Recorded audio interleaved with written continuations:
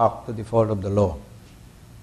The second aspect is the humanitarian rehabilitation and development aspect, meaning to respect human rights and provide assistance, rehabilitation, and development inputs to conflict-affected communities. And third, and this is now the bone of contention for most, number 3, ancestral domain aspect, which is the focus of the ongoing negotiations now, and discusses critical issues relating to the so-called, and this is in quotes, Bangsamoro identity, rights, culture, resources, traditional lands, etc.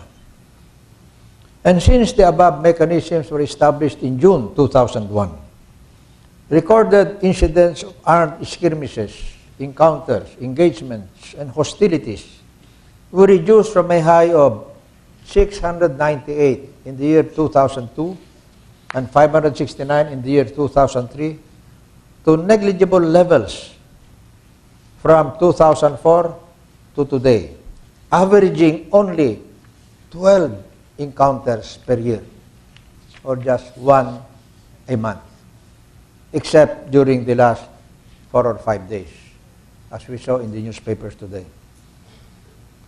The third substantive aspect of the Tripoli Agreement for Peace of 2001,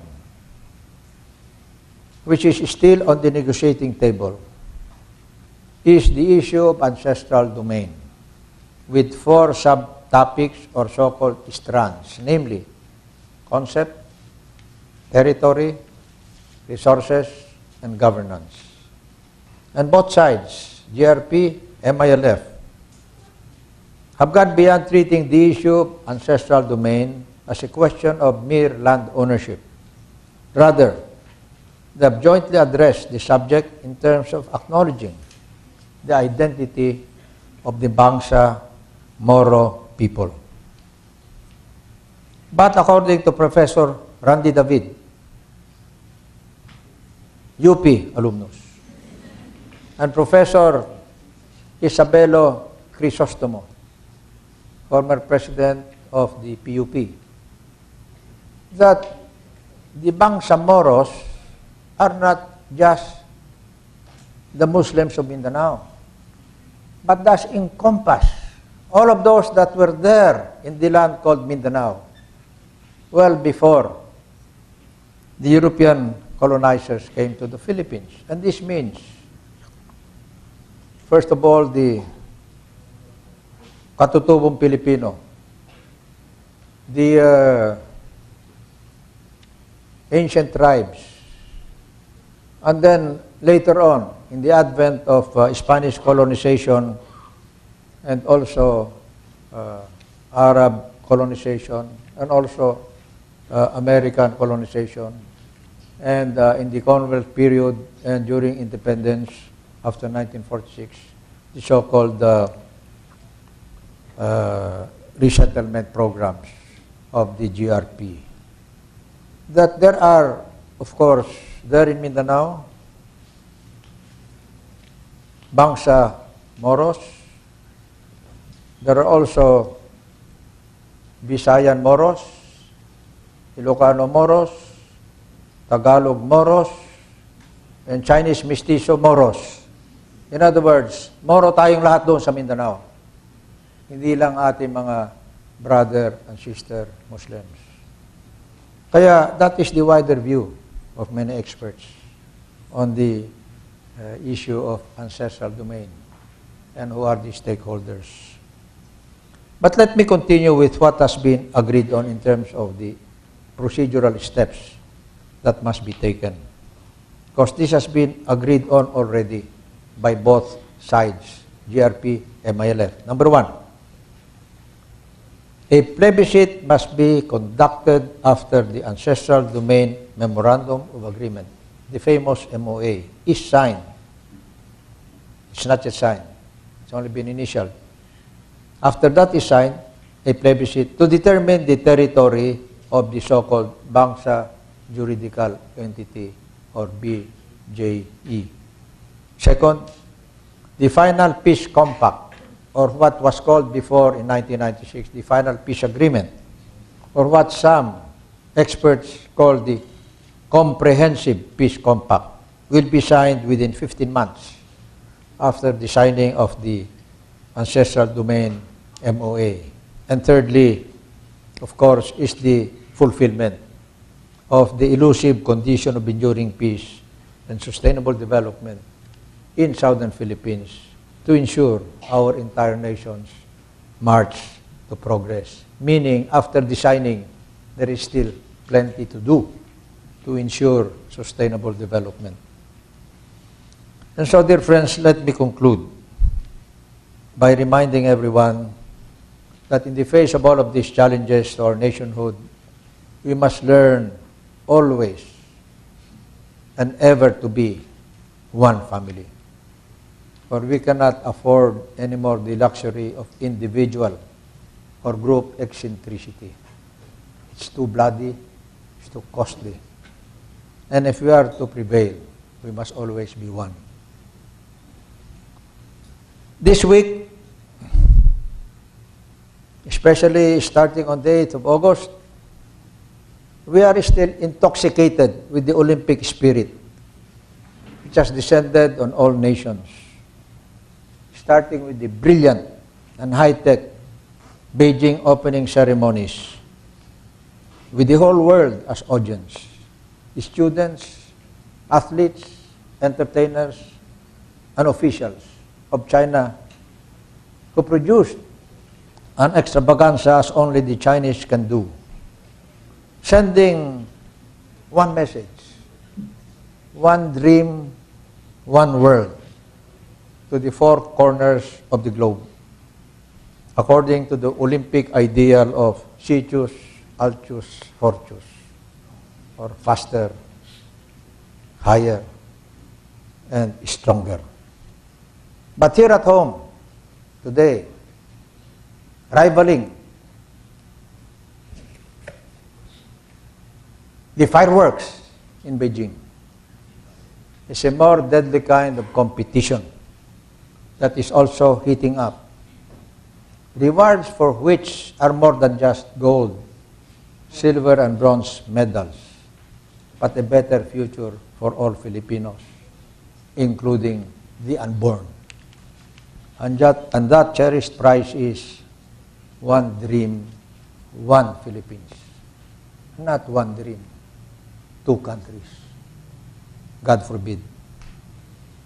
And unless our elected leaders now and the negotiators on both sides of the GRP-MILF peace process play the Mindanao contests according to the best interests of our people, the outcome indeed may be, indeed, one dream, two Philippines. And so, I say it's time to regroup the 90 million strong Philippine team, our one and only family, on board our one and only ship called the Republic of the Philippines, to consult sincerely as stakeholders and find the best approaches and solutions to our immediate and long-range problems. Confidence-building measures, yes.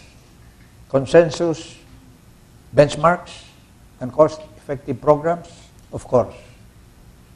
And most important of all, political will.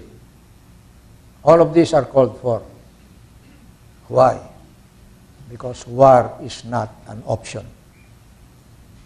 Time it is also for President Loren Macapagal Arroyo to gather the leaders of our family, the lawmakers, the cabinet, local government officials, Mindanao stakeholders, sectoral representatives, including the academics and the religious, and the NGOs, and the Bangsamoro elders, not the commanders or the mujahidins, but the elders, to gather in a LEDAC meeting as we used to do before, in meetings of the Legislative Executive Development Advisory Council, which is provided by law, in which sectoral representatives, including the veterans and the handicapped, before, would join in fruitful discussion with all of the leaders around the table. And they would shake hands and embrace and kiss each other. Bakit hindi natin maulit yun? At ipagpatuloy mga kasama, mga kababayan. Kaya ba natin ito? Kaya. Okay, go ahead. Embrace and kiss each other. Yan lang naman kailangan natin eh. Maging maka-Pilipino. Yun lang. And so, it is time really for the hotheads in Mindanao, the hotheads in the AFP and the Philippine National Police, the hotheads in Congress, and the hotheads in the GRP MILF panels to cool off and together craft a more harmonious draft MOA. And why? Because war is not an option. And so for the President, what must she do? Very simple. Just 12 words. Lead. Lead. L-E-A-D. Lead. Harmonize. Build confidence. Seek consensus. Set the example. Nothing less. And why? Because peace and development are our goals, and because war is not an option. Maraming salamat po. Mabuhay ang pamantasan ng Pilipinas. Mabuhay ang Pilipinas. Mabuhay tayong lahat.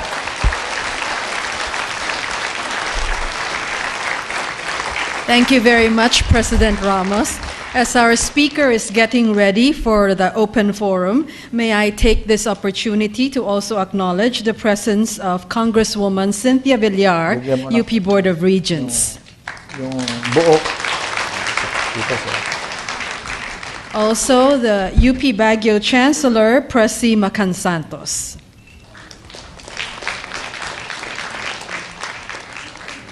I am sure everybody's very eager to ask a few questions. Since we have very limited time, may I just remind everyone to please keep your questions brief and direct. We will entertain the first question inside the auditorium.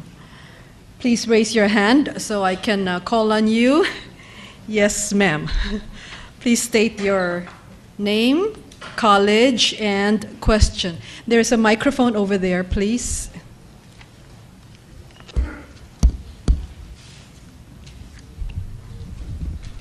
President Ramos, can you hear me? Oh, I'm actually the sister of Delia Domingo Albert, a friend of yours. And I'm doing as... I'm sorry, I cannot really hear. Will you please come over here? Sige, dito.